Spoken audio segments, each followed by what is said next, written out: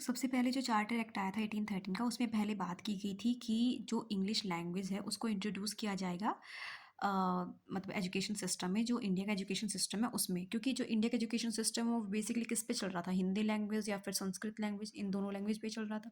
लेकिन जो ब्रिटिशर्स हैं उनको लगा कि मे बी जो हिंदी है वो एक मतलब सही मीडियम नहीं है नॉलेज को कन्वे करने का। तो उन्होंने इंग्लिश को क्या किया, इंग्लिश को इंट्रोड्यूस किया हमारे एजुकेशन सिस्टम में।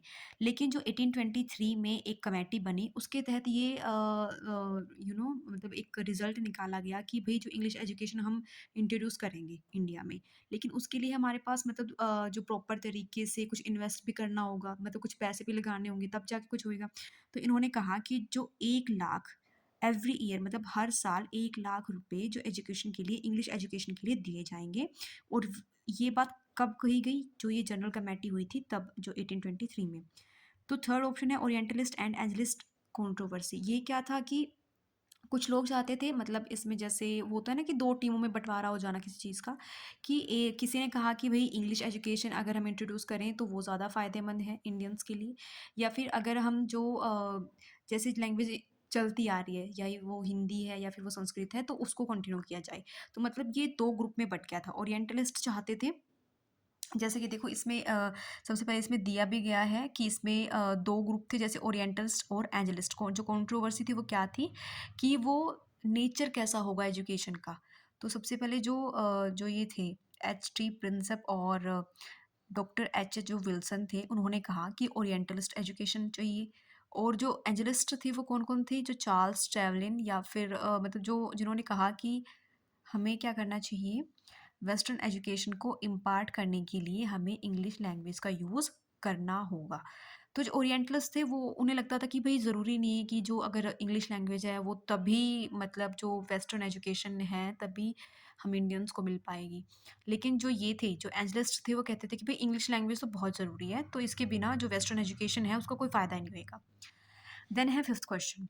फिफ्थ क्वेश्चन क्या है? By which act the British parliament had abolish the monopoly of east India companies trade in India accept T and China trade.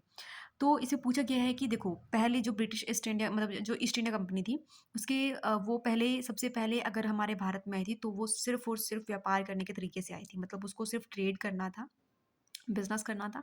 लेकिन धीरे-धीरे उसने क्या किया, मतलब उसने ना एक टेरिटरी बनाना शुरू कर दिया, फिर धीरे-धीरे जो स्टेट थे वो खुद के अंडर लेना शुरू कर दिया। तो हुआ क्या कि अब जो ब्रिटिश पार्लियामेंट है उसने सोचा कि जो ये ट्रेड वाला जो सिस्टम है, कि उसको जो, मतलब सिर्फ ट्रेड ना और ब्रिटिशर्स ही कर सकते थे।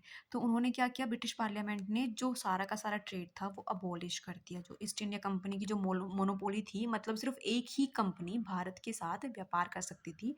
लेकिन अब क्या किया ब्रिटिश पार्लियामेंट ने, अब हर किसी को अलाउ कर दिया। मीन्स कि अब कोई भी कंपनी भारत में आ सकती थी, कोई भी कंपनी भारत में आकर व्यापार कर सकती थी और मुनाफ़ा कमा सकती थी। जो फर्स्ट ऑप्शन है that is charter act of 1813, मतलब जो 1813 का जो एक्ट है उसके तहत है, जो ब्रिटिश पार्लियामेंट ने जो मोनोपोली थी, मतलब जो मोनोपोली का मतलब होता है कि सिर्फ़ एक ही बंदे की चलने वाली, मतलब सिर्फ़ एक ही कंपनी की जो चलती थी कि भी एक ही कंपनी भारत से व्यापार करेगी, उसको ख़त्म कर दिया गया। लेकिन एक और इसमें एक्सेप्शन है, एक और इसमें बात है कि जो चाय और जो चाइना के साथ व्यापार है वो सिर्फ़ और सिर्फ़ ब्रिटिश ईस्ट इंडिया कंपनी ही करेगी। इसके अलावा और कोई भी कंपनी चाय में, मतलब चाय का व्यापार नहीं कर सकती, या फिर वो चाइना से कोई भी ट्रेड रिलेशन रख सकती है। सो 1813 में क्या हुआ, सारे के सारे जितनी भी मतलब कंपनीज़ थी ब्रिटिशर्स की, या फिर मतलब ब्रिटेन की लगा लो आप, तो उन सबको मौका मिल गया कि वो भारत के साथ आकर व्यापार कर सकते हैं। देन सिक्स क्वेश्चन है, which act of British parliament abolish the east India company monopoly over trade in India. अब मतलब इसने पूछा है कि इसने अब नॉर्मल फॉर्म में पूछ लिया कि जो ब्रिटिश पार्लियामेंट है उसने कब जो इंडिया जो मतलब जो ईस्ट इंडिया कंपनी है उसकी मोनोपोली को ख़त्म कर दिया था। वो हम पढ़ चुके हैं, वो 1813 में। So basically seventh question is about consider the following statement about the charter act of 1813, मतलब जो 1813 का जो चार्टर एक्ट आया था भाई उसमें क्या क्या था।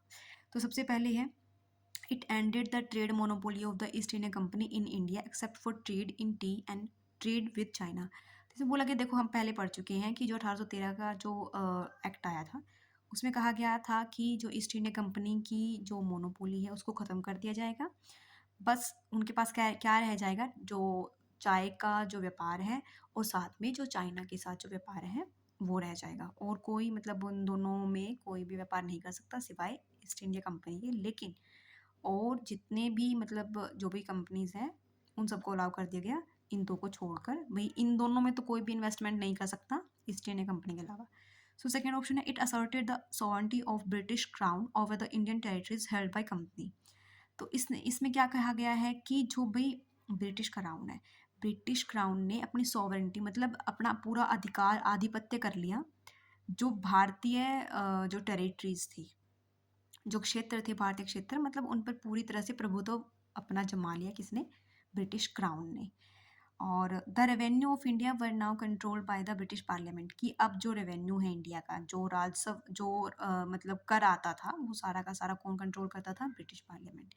लेकिन मैं बता दूं कि जो 1813 का एक्ट आया था उसमें सिर्फ ये था कि भाई जो इंडियन टेरिटरीज थी, मतलब जो भारतीय क्षेत्र था, जो मतलब पूरी तरह से वो किसके हाथ में आ गया था, अब अंग्रेजों के हाथ में आ गया था। पहली बात तो ये। दूसरी बात हमने पढ़ ली कि जो ट्रेड मोनोपोली है वो ख़त्म कर दी गई थी। तो सिर्फ 1813 के तहत सिर्फ दो ही बातें हुई थी, तो इसका आंसर क्या आ जाएगा, दैट इज आंसर ए, मतलब फर्स्ट एंड सेकंड ओनली। तो थर्ड मतलब जो ब्रिटिश पार्लियामेंट का जो कंट्रोल है इंडिया के रेवेन्यू पे, वो इस एक्ट के थ्रू नहीं हुआ था। ठीक है। देन हमारा है एट्थ क्वेश्चन। एट्थ क्वेश्चन क्या कहते हैं कि which act for the first time made it possible for Indians to take some share in the administration of their country. इन्होंने पूछा है कि मतलब पहली बार ऐसा कब हुआ था कि जो इंडियंस है वो अपने ही देश के प्रशासन को चलाने के लिए मतलब हकदार बन गए। मतलब हकदार इन द सेंस कि कहीं न कहीं उनको थोड़ा बहुत मतलब उनकी डिमांड्स या फिर उनको शामिल किया गया कि भई आप लोग भी को भारत के प्रशासन को चलाने के लिए या फिर भारत को सँभालने के लिए, जो हमारा इंडिया था उस टाइम पे, कि आप लोग भी शामिल हो सकते हो। ये सबसे पहले हुआ था चार्टर एक्ट 1833, मतलब जो 1833 का जो एक्ट आया था उसके थ्रू हुआ था। तो देखिए हम पढ़ सकते हैं जैसे सेक्शन जो 87 है was one of the most important section of the charter act 1833। ये ज़रूरी नहीं है कि आप ये सेक्शन याद रखो, बस इतना याद रखना है कि जो 1833 का जो एक्ट है उसके थ्रू मतलब इंडियंस को पहली बार मौका मिला था कि जो मतलब सभी इंडियंस को तो नहीं कह सकते, लेकिन जो इंडियंस जो नॉलेजेबल मतलब आई मीन जिसको अच्छी एजुकेशन मिली हुई थी, या फिर जिसको हायर क्वालिफिकेशन, या फिर जो कह सकते हैं कि जिसका एक मेन रोल था, मतलब जैसे जैसे जो सरदार वल्लभ भाई पटेल हैं, या फिर जैसे ऐसे जो जो पॉलिटिक्स जो हम कह सकते हैं जो नेता लोग हैं, वो भी जैसे कहीं ना कहीं उनको मतलब एक राइट मिल गया था कि आप लोग भी पार्टिसिपेट कर सकते हो